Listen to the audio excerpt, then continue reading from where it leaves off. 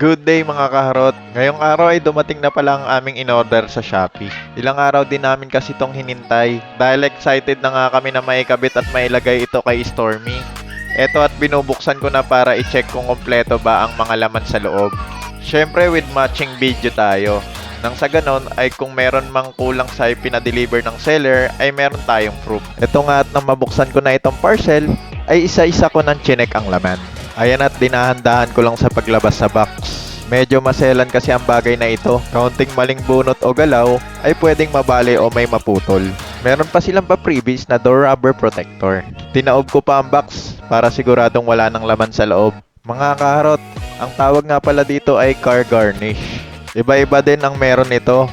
Depende kung anong sasakyan ang paglalagyan mo. Itong amin pala mga kaharot ay for Toyota Vios 2023 model. Chrome nga pala ang napili naming kulay para kay Stormy. Meron din kasing color black nito. Pero ito ang napili namin dahil para sa amin ay elegant siyang tignan. Mukhang yayamanin ba, char? Pero depende naman sa paningin ninyo yan. Kung mas bet nyo yung black, ayun ang kunin nyo. Yung color black kasi para sa akin ay mukhang pang single lang datingan, astigin at maangas. Itong chrome naman ay neutral lang tignan. Mga karot, ang garnish na ito ay hindi lang pala pang forma para sa mga sasakyan natin. Ang main use nga pala nito ay para maprotektahan sa scratches ang inyong mga auto. Ito at isa-isa ko na ding tinitignan kung meron bang putol, bali o sira ang garnish. Medyo alanganin kasi ako, hindi dahil sa seller, kundi dahil sa facility area ng courier. Buti at wala namang damage.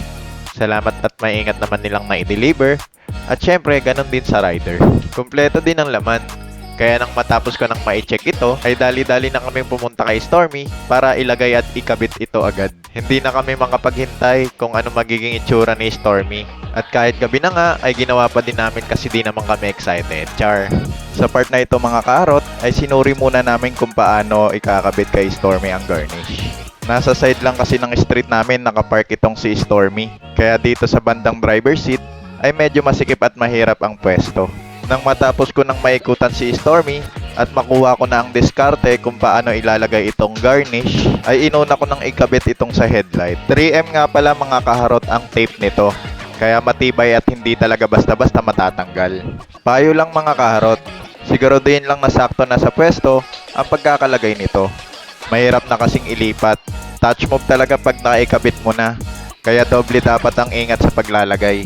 Tapos ko na nga mailagay ang dalawa sa headlight. At sunod ko na rin ikinabit itong sa tail light. Same procedure lang mga kaharot. Ipantay lang na maigi sa paglalagay para iwas mali. Tulad ng sinabi ko, touch move ito mga kaharot. Posible kasing maputol o mabali pag nagkamali ka at binago mo ang pwesto sa sobrang tikit ng tape nito. Bago nyo din pala ikabit mga kaharot, punasan nyo muna ng basa na medyo basa para matanggal ang mga alikabok at kumapit ng maigi ang 3M tape nito. Sunod naman mga kaharot ay itong sa door handle. 4 na side nga pala ito mga kaharot. Hanapin lang ang tamang garnish para dito. May fitting kasi sa bawat door handle. Nasa comment section nga pala mga kaharot kung saan ko in-order ito. Ayan at tapos ko na ngang maikabit. Ang ganda talaga tignan, elegante at mas lumitaw ang kulay ng sasakyan dahil sa garnish. Salamat sa panonood mga kaharot. Follow, like, and share naman dyan. Boy Harurot, peace out!